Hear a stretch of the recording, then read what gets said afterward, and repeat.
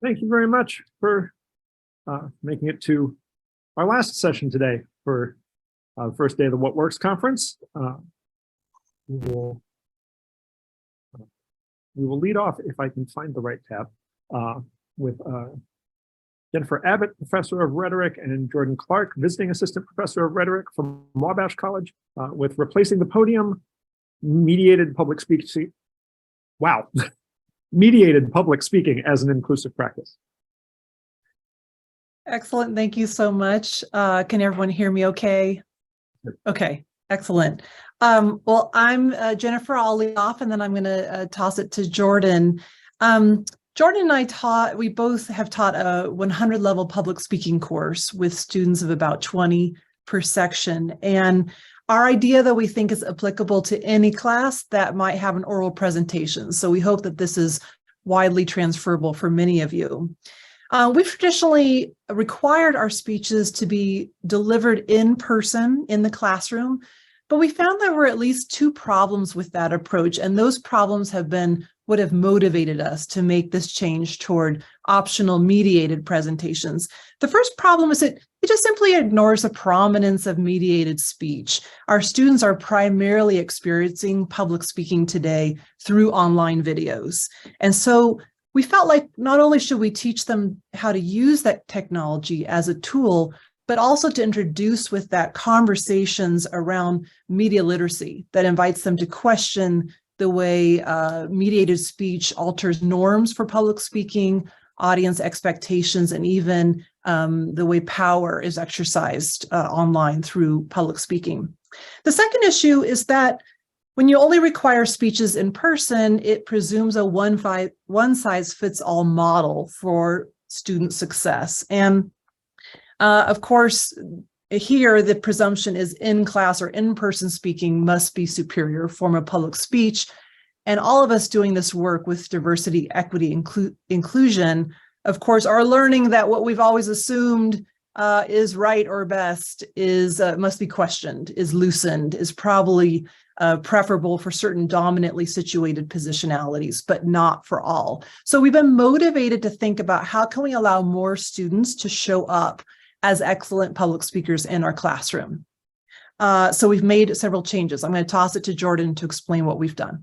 Yeah, so in our class, we have 4 speeches, and one we absolutely require to be an in-person speech. It is public speaking. Face-to-face is a traditional mode of public speaking, so we want to make sure they get practice with that. But then after that, they get to choose whichever mode of delivery they want to do, but we want to make sure that the choice is intentional.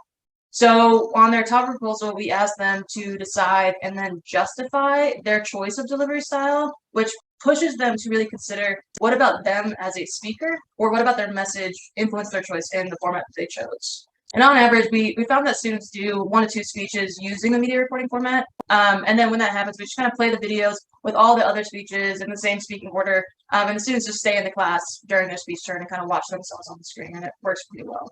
But, you know, if they decide to do the media recording, we obviously want to make sure that we set them up for success. So in preparing for this kind of format of public speaking, we have a few stages. So to teach this, we spent about a class and a half over the entire semester going over 3 main skills. The first was really trying to make sure that they're purposeful in the kind of televisual elements of delivery. It's, in fact, just different recording a speech versus being face-to-face. And so we teach them more technical components, like let's make sure that the camera is actually at eye level instead of just looking up and down, or that the students are backlit with lighting, or that the backgrounds that they use, either virtually or physically, are actually helping their credibility rather than hindering it. And so we do this, it can be a half class where we kind of fold it into the delivery section of public speaking, but I kind of just mention these things and then I offer them a resource page on my Canvas page, because there's a ton of stuff online about how to do this well, and then they can turn to that as well, so it doesn't take up as much time. But the second thing we want our students to do is really use this platform to be creative and utilize it for all of its capabilities. So what this can look like is, and I've done this in the past, is a kind of a workshop day or an assignment where you give them a really poor presentation and ask them to fix it. And this is a really great way to offer them space and time to explore what are the affordances, what are the possibilities, what are the limitations that media has in crafting a compelling and understandable message for your audience. And then the third and last skill is to get students comfortable with editing videos, which They don't often do. But to talk about this, we mostly need to talk about the technology and software aspect of media recordings. So this last part is really dependent on what's available for your students institutionally. Fortunately, at Wabash, we have a wonderful educational technologist. His name is Andrew Taylor. I mentioned him a couple times. But he spent a lot of time sifting through different software programs to find one that met some of the criteria that we informally asked of him, which was one, that they had to be user-friendly for students. We want them to be able to understand what they're doing and be able to use it. Two, that they had the functionality of things that we need for public speaking, so like editing, visuals, text-based aspects. And then third, and this was the most important to us, was that it had to be free to them. There's no reason to create another barrier of access through this Mediated platform. And so with that criteria, we decided that Adobe Premiere Rush was a good, easy to learn program for students to make both simple and more advanced edits and additions to their videos. And just as a caveat, we chose this mostly because Wabash offers free access to the Adobe suite for our students. And I understand that that's probably not the case at all institutions. But even with offering Adobe Rush and kind of teaching them how to do that, students use a whole assortment of different editing softwares. And there's a lot of good free ones, which you can see on this slide, that can get them to do the basics to create a quality presentation of what we need in the classroom. But regardless of the software that you choose, it's pretty important and helpful to spend a concerted time with your students to get them comfortable with the editing process, the terminology, loosely what it looks like across platforms. And so what we did is we did a library day with our educational technologist, Andrew Taylor, and had them edit their own video that duplicated one that he had created. And so they made a video where they did each type of editing that we see as most often popping up in media recordings, transitions, adding visuals, text or sounds, or, cutting down and adding different parts to the video. So in this 15-minute library class, everyone was able to finish a short video, and then the end assignment was a completion grade where they imported the video up to YouTube and then sent it as an unlisted link, which just from our experience, we would recommend doing if you're going to take this route, just because it's a little bit easier than them sending you a file. We can talk about that more at the end if you're interested in that. But by the end of this 50-minute class, they knew the entire process that we were expecting of them. So within a class and a half over an entire semester, you kind of give them tools and assets to understand the technological aspects and the technical aspects of doing media recordings.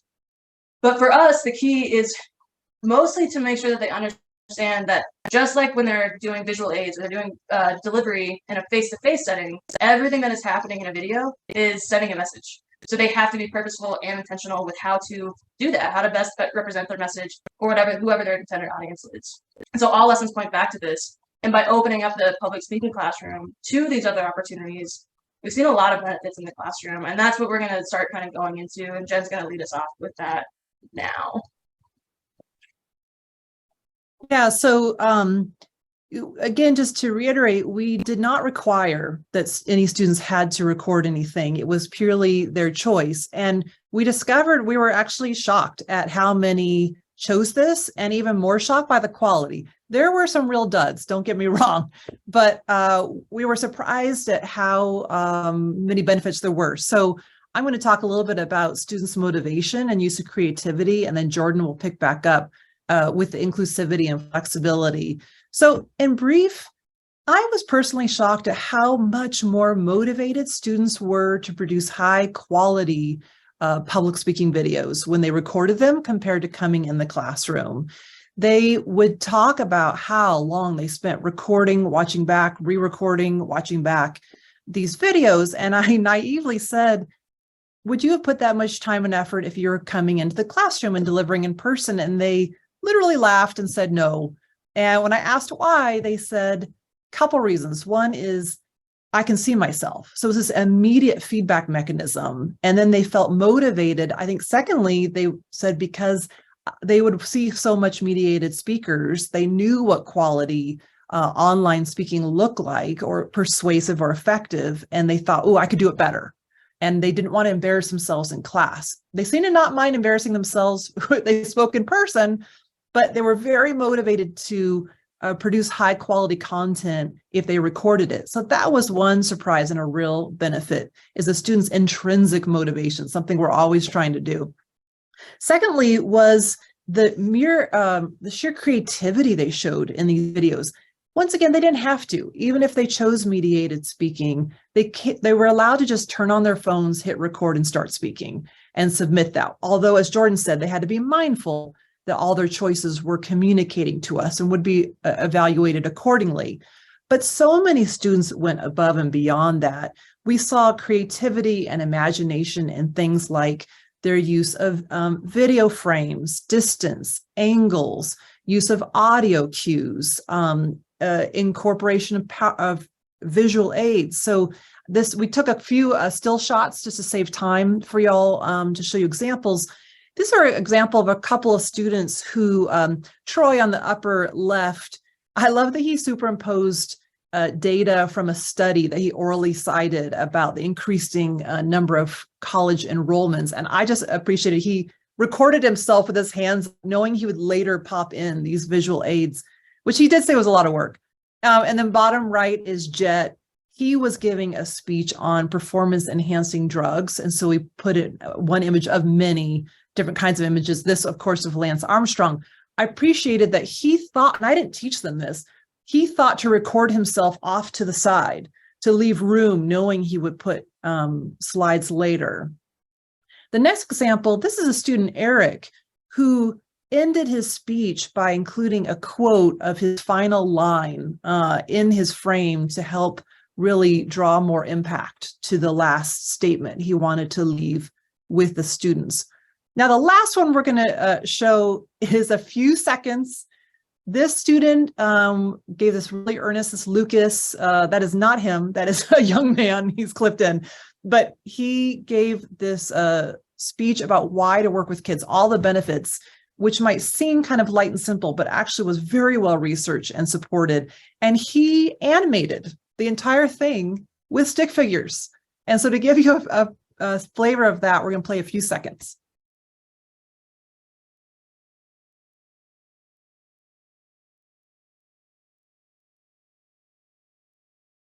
Oh, we can't hear it, Jordin. Well, what he is showing there is that he's saying it helps. You can stop it, Jordin. What he was saying is that that's him as a speaker. And he was just saying that if working with youth helps them avoid things, I think it showed like drugs, poor, grades in schools and whatnot. I show this to you because it seems a little silly. And when it first came up, I thought, oh boy, but actually it was incredibly engaging. And when asked, and he did more work, of course, than he would have, he just recorded himself. And after the fact, I asked other students, what was the most engaging speech? They pointed to this one. And more importantly, what was the message? What do you remember it for? They could repeat back his thesis and some of his major supporting lines. So the creativity here was tremendous. Jordin, I'll shoot it back to her for the other two benefits. Yeah, so the other two are going to be inclusivity and flexibility. And, for us with inclusivity, we kind of discovered when you offer students more ways to showcase their knowledge and their skills, you inherently are opening up your class to be a little bit more inclusive, which we absolutely found to be true with this option. So for students who, as examples, for students whose first language isn't English, the video gives them more time and space to kind of gain fluency and work through editing in their speech. Students with speech impairments or different learning disabilities, they can have a lot more control over their delivery and messaging in this video option. Students who learn and express themselves better through visual formats, they can use this editing to really craft that message in the way that they are envisioning it. And then students who we have a lot of these, especially students who have speaking anxiety or just communication apprehension, are still able to deliver quality content without the anxiety that derails their message in a classroom. And so through this format, students who may really, really struggle with public speaking for various reasons, they've shown that they can actually, and they can exceed in the classroom when given alternative approaches to presentations. As an example, I had this last semester, a Korean international student of mine who really struggled all semester to compose and organize his thoughts and deliver fluent speech in person because there's a mixture of general speech anxiety, the translational work that he had to do immediately because the instantaneousness of face-to-face was really difficult for him. And then also just being in that kind of face-to-face setting where there's just immediate feedback was difficult for him. So he struggled in all of the in-person speeches that he did. But then he finally turned to the recording in his final speech. And because he could spend time perfecting it, he really showcased just how organized, how thoughtful, and how well developed his speaking skills truly were.